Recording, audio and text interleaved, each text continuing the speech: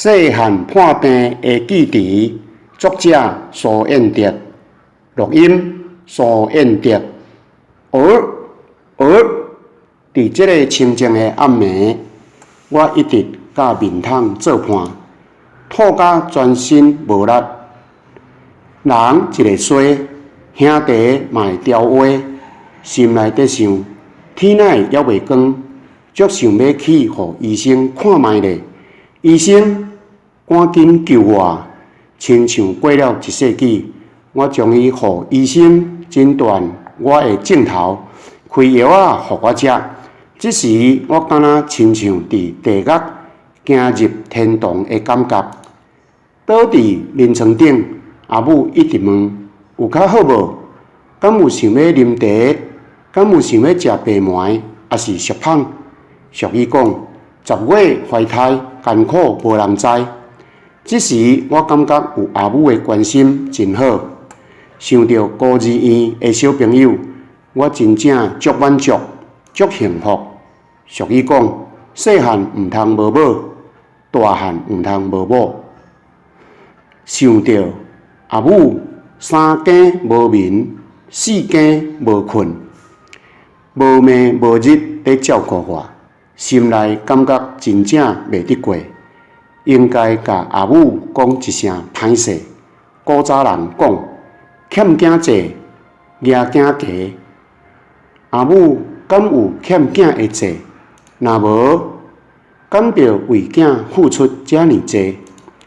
破病的时阵虽然真痛苦，毋过毋免上课，心内有一点仔欢喜。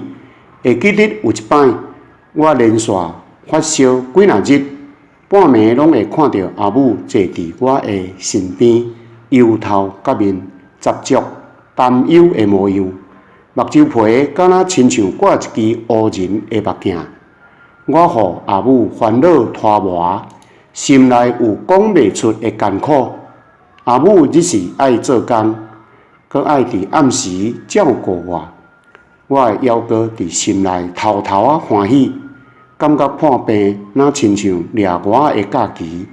我实在足无应该有即种想法。忽然间，有另外一种声音提醒我：爸母疼囝当流水，无时停。囝想爸母树尾风，有时阵。我以后一定爱好好照顾我家己的身体。